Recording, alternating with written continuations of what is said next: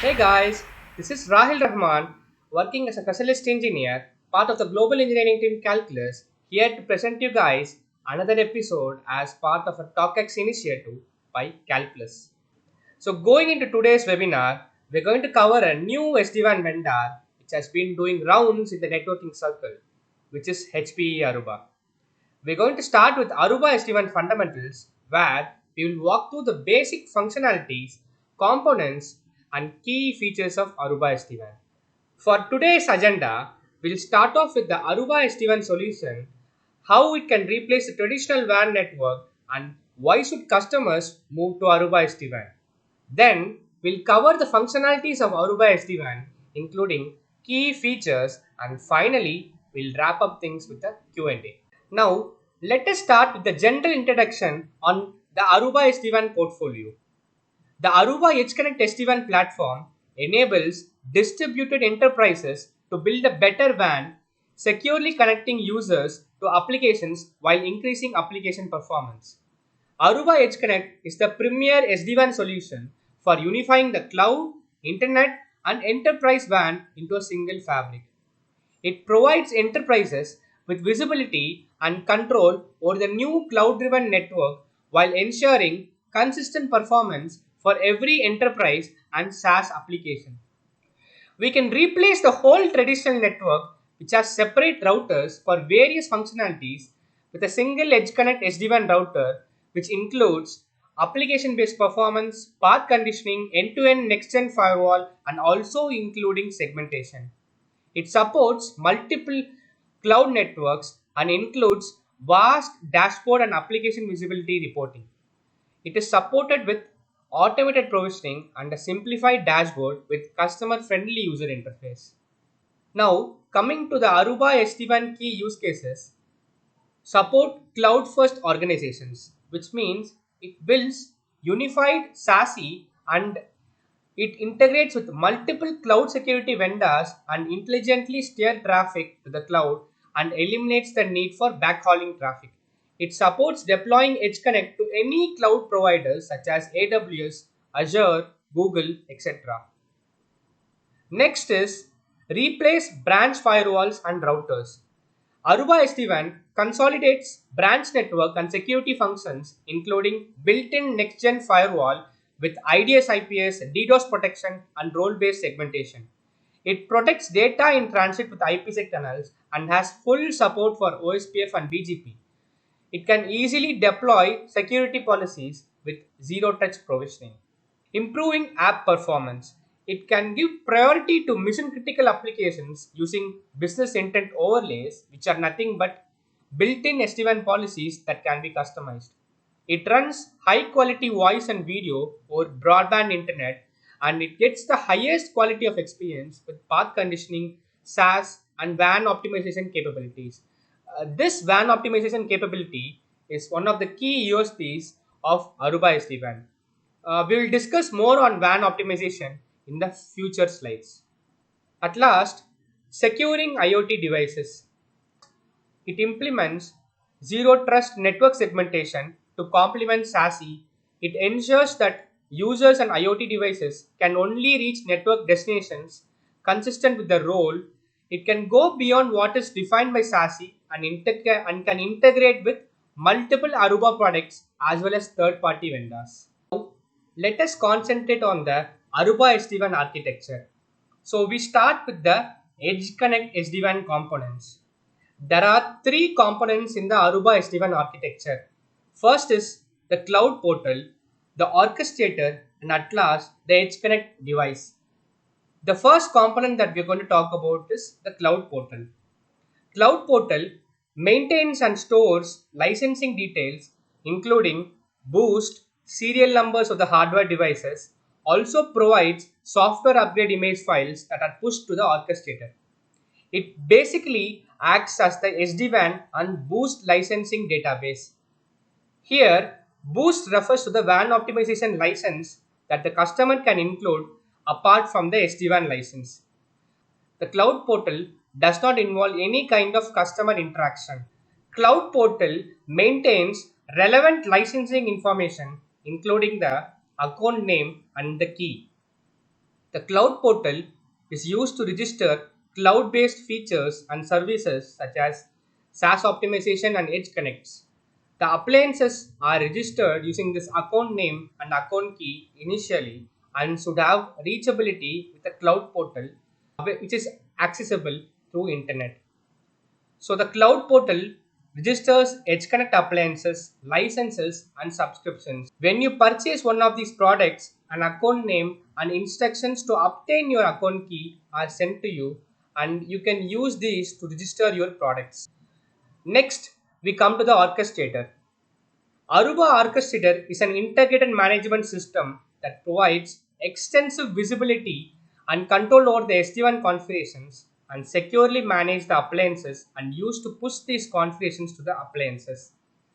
The orchestrator can be a virtual machine that you can install on a supported hypervisor. It's included with the purchase of your EdgeConnect SD-WAN appliances. So we do not require a separate license to bring up with the orchestrator. Orchestrator can be deployed in a cloud hosted or an on-prem and can be included on subscription basis as well. To brief out, the orchestrator provides SD-WAN data with its dashboard and manages EdgeConnect SD-WAN appliances. It pushes configuration and tunnel orchestration to the appliances and it registers with the cloud portal and the licensing information gets pushed to the orchestrator from the cloud portal. It also supports multi-factor authentication to ensure additional access control. For example, if a device is compromised or stolen, the customer admin can remove the device authentication and approval from the orchestrator with one click. At last, we have the EdgeConnect devices. Aruba EdgeConnect is a family of physical, virtual, and cloud appliances that can be deployed at customer sites and data centers. EdgeConnect implements SD-WAN, LAN, and WAN data plane functions and control policies as dictated by the orchestrator. EdgeConnect SD-WAN appliances are available as physical appliances or ECV virtual appliances that you can install in a supported hypervisor. You can also install ECV appliances in a cloud environment like AWS, Google Cloud Platform, or even Azure. To summarize, EdgeConnect directs the network traffic and receives configuration settings from the orchestrator. It would periodically check in with the cloud portal and would require cloud portal connectivity for software upgrades. It must be manually approved from the orchestrator for the device to get provisioned into the orchestrator. Once deployed, the configurations are pushed into the appliance automatically to the orchestrator. So now we have a fair idea about the components of the Aruba SD-WAN, right? Now let us see how the automated provisioning works in Aruba SD-WAN. Whenever you add a new appliance to the EdgeConnect SD-WAN, it communicates information with the cloud portal. Here we have the physical appliances and virtual appliances.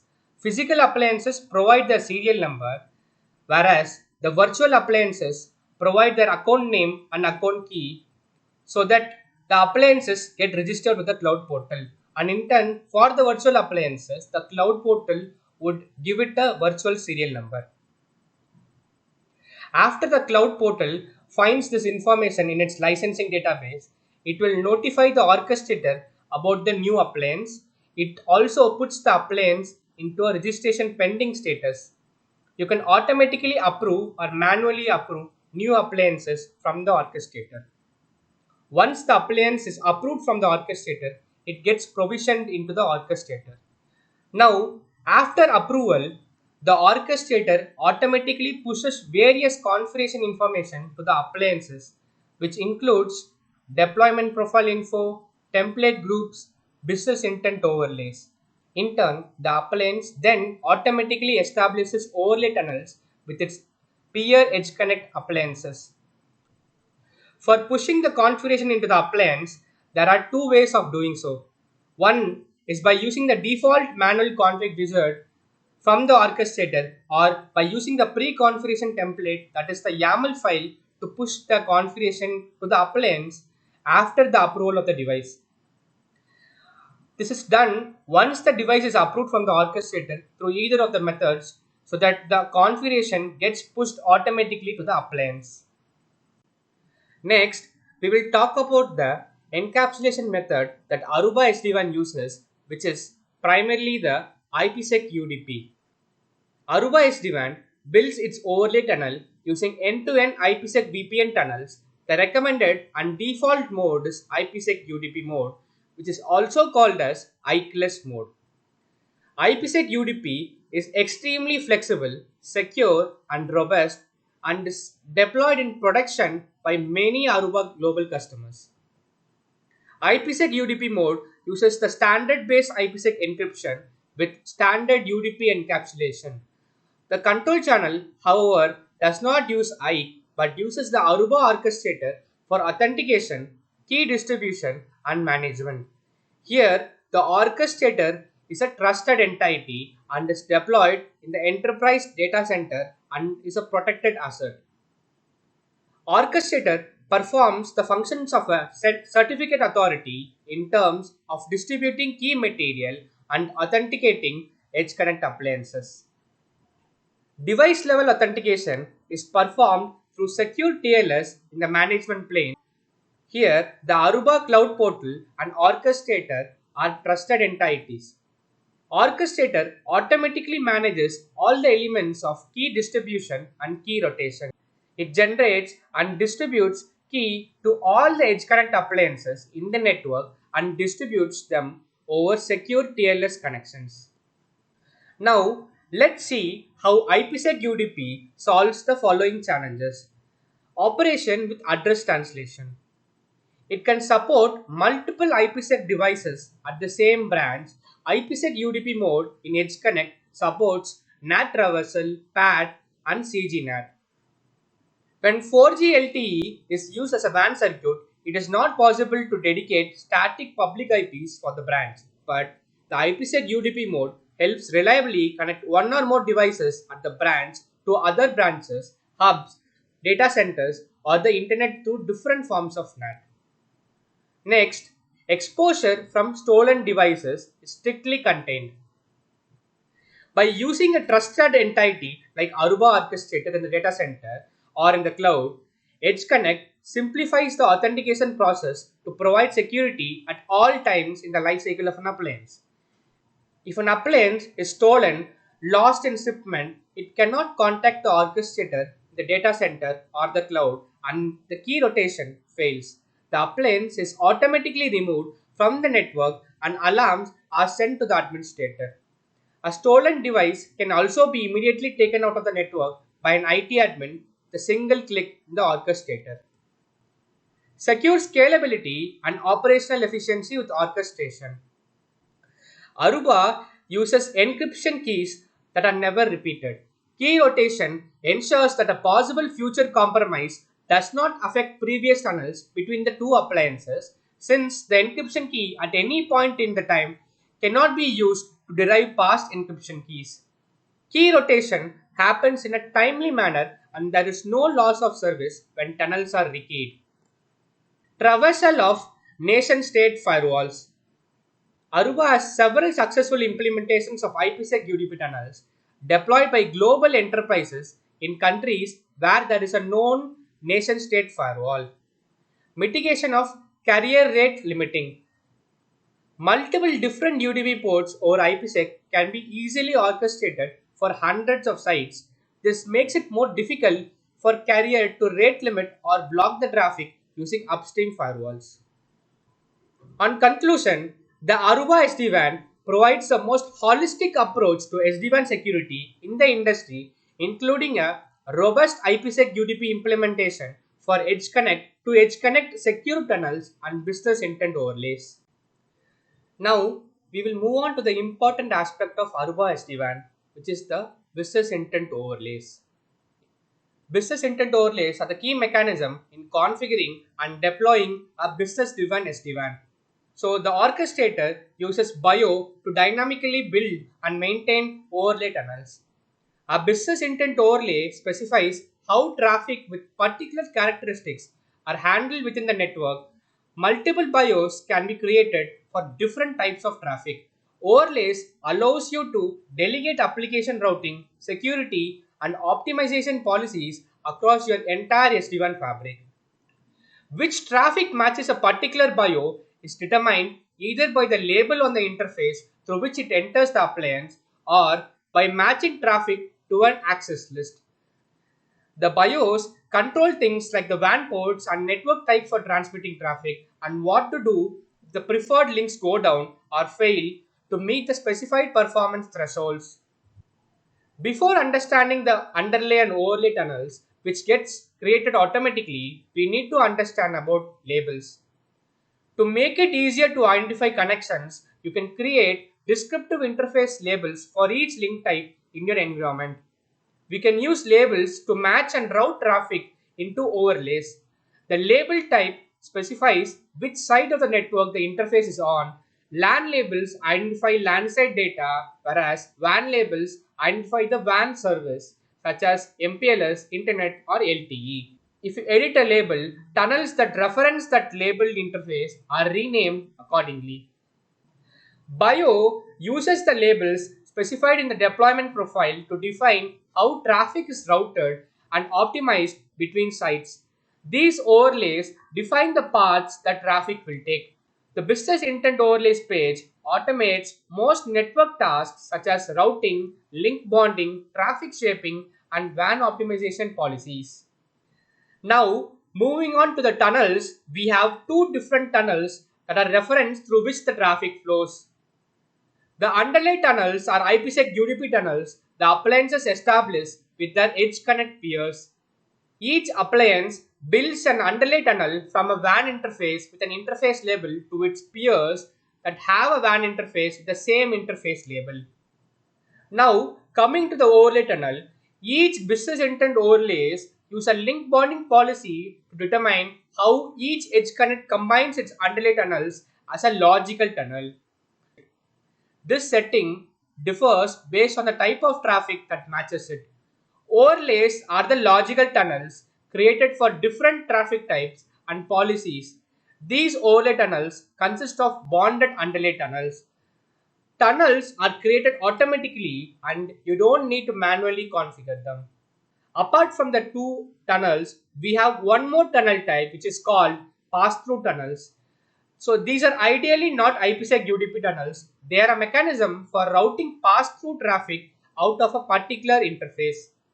The appliance uses them to send local internet breakout traffic from an interface to a destination like a SaaS provider or any internet-based traffic. Since cloud services, SaaS and IaaS are extensions of an organization's network, it's critical to reach these services by the most efficient and highest performing means. This is usually called local internet breakout and it's a form of a pass-through tunnel. Now, coming to the BIOS SD-WAN configuration, we can see a lot of options that Aruba offers us to work with. SD-WAN traffic to internet subnets covers these highlighted sections: the topology, link bonding policy, QoS security and optimization, service level objectives. Finally, we have primary backup interface label selection. Coming to topology, we can select the type of topology we want to apply to the overlay and the network. Currently, Aruba supports 4 types of topology: mesh, hub and spoke, regional mesh, and regional hub and spoke. Next is building SD-WAN using WAN interfaces. You can select which WAN interfaces you want to use for each device to connect to the SD-WAN. First, you assign your traffic to go to the primary interfaces.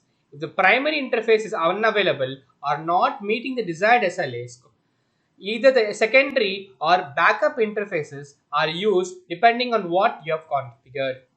Then we have the service level objective.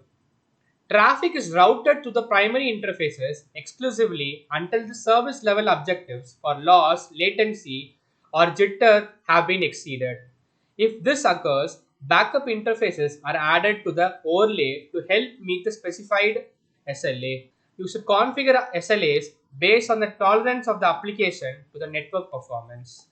Then we have QoS security and optimization options. So we have enable or disable option for WAN optimization on this PIO. Underlay routing options when the edge connect peer is unavailable. Traffic class to use in the shaper for this PIO. LAN DSCP, DSCP that will appear on the far end LAN. WAN DSCP, DSCP that will appear on the tunnel encapsulated packets. These can be set to align the service provider's MPLS class of service. Then finally, we have the link bonding policy option. You can choose the required link bonding policy that you need according to the requirement.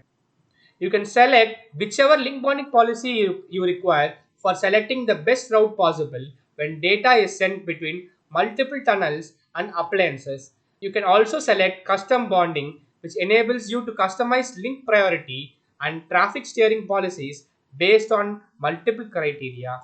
So to brief out what each policy gives you, first, the high availability. High availability chooses the best performing path, uses the path until it is near full, then waterfalls traffic onto the next best performing path.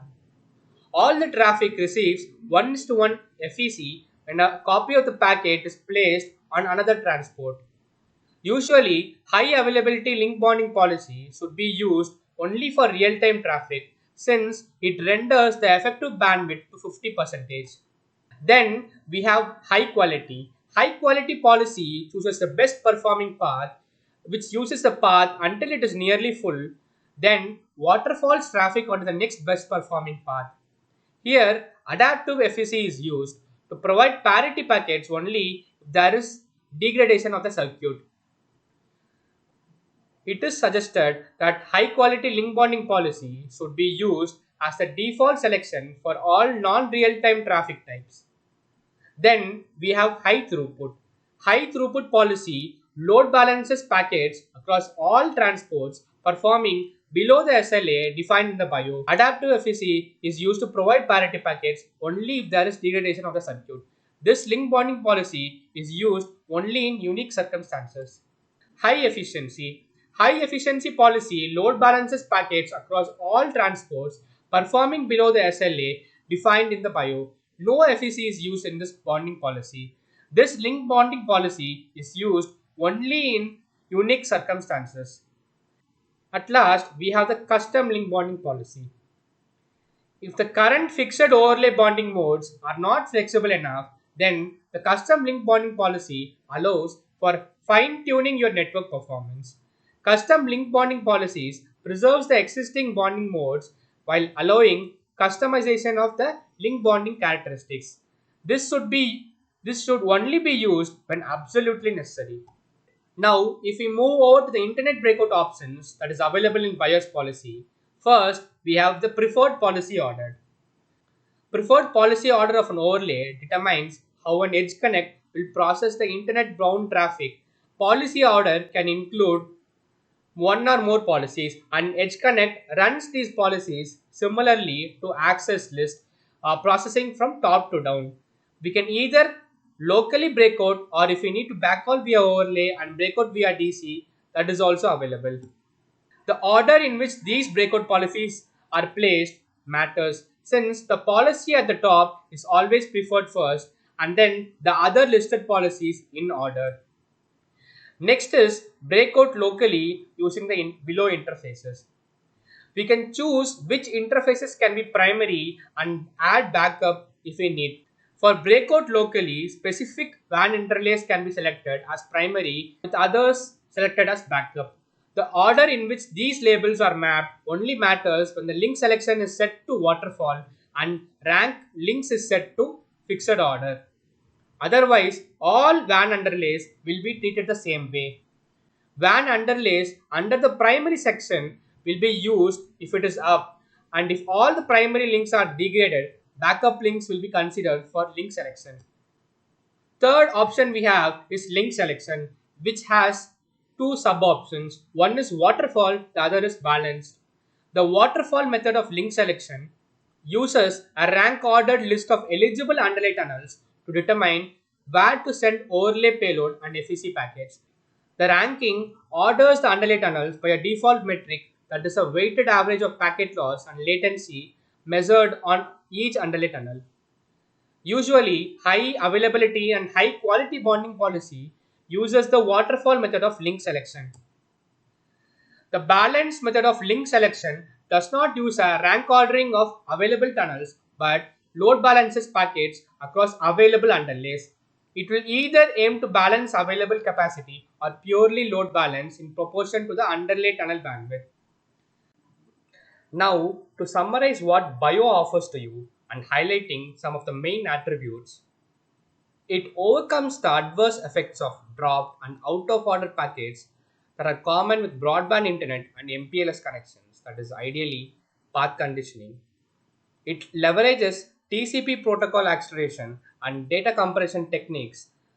These are supported and comes into play once we opt for boost license and customers who want to have some kind of WAN optimization capability in their setup. Finding the best path and the shortest route to the closest POP to accelerate SaaS applications, which is ideally cloud on RAM SaaS. Experiencing consistent application performance, including high quality voice and video over broadband connections, which is facilitated using tunnel bonding and path conditioning together for high performance without compromising on the quality. Now, let us come to one of the highlights of Aruba SD-WAN, which stands out among multiple SD-WAN vendors with the capability of WAN optimization that is offered along with the SD-WAN capability coming in the same box. Boost is the name given for WAN optimization capability in Aruba SD-WAN terms. Boost can be purchased as an optional license based on customers' requirements.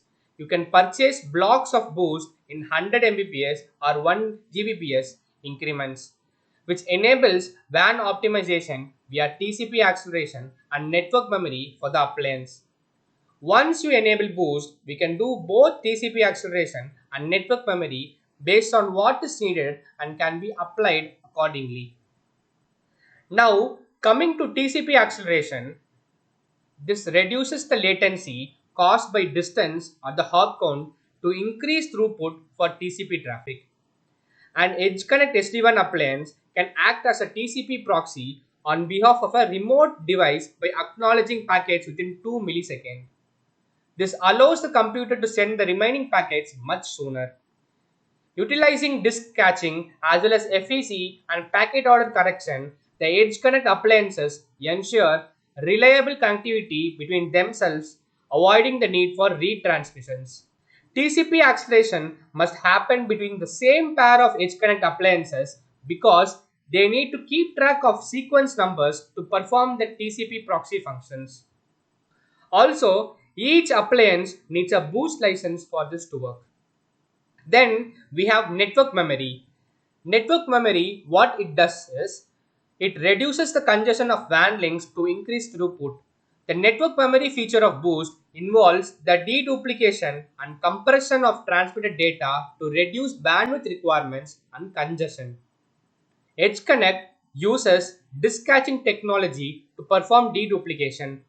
Deduplication reduces the amount of bandwidth needed by eliminating the duplicated data and locally caching frequently accessed data. Deduplication and compression include byte-level data reduction techniques for reducing data sent across the WAN.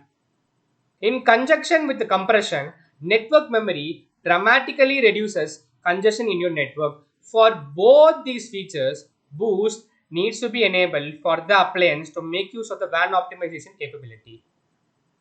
At last, we have come to the last segment of our today's TalX episode, which is the monitoring capability. This has become one of the key selling points for the customers right now. The customers are looking forward to see the data reporting capability, how the data gets populated onto the dashboard, and what different forms of output can be viewed, and how easily can one depict or derive the data from the graphs, pie charts, or the live data shown. We have different ways to primarily see data as part of Aruba SD-WAN. You can monitor traffic from the flows tab, which would give active and recent flows data. It helps to understand traffic flows, especially if you need to troubleshoot any issue. There is this tunnel bandwidth pie chart, which shows the distribution of traffic to the different overlays. Built-in reports can show you how applications are using bandwidth in your network, and you can view appliance charts that shows real-time information or the specific past data. Aruba SD-WAN offers you multiple options to view data accordingly. It has a perfectly built dashboard which sums up the whole network, the number of devices provisioned into the network, top applications used, top users, top ports, and so on. So finally, we have come to the end of our episode. I hope we have given you an overview on the whole idea of Aruba SD-WAN and how it gets formulated and what are the things that excites everyone looking into Aruba. Thank you for being with us throughout our content and we'll hope to see you all soon. Kindly let us know if you have any queries about today's topic and reach out to us to the available contact details or kindly comment below for any questions regarding Aruba SD-WAN. And finally, don't miss to like, share and subscribe to our Calculus TalX channel as we have loads of exciting content that we would like to share it with you guys. Until next time, this is Rahil signing off.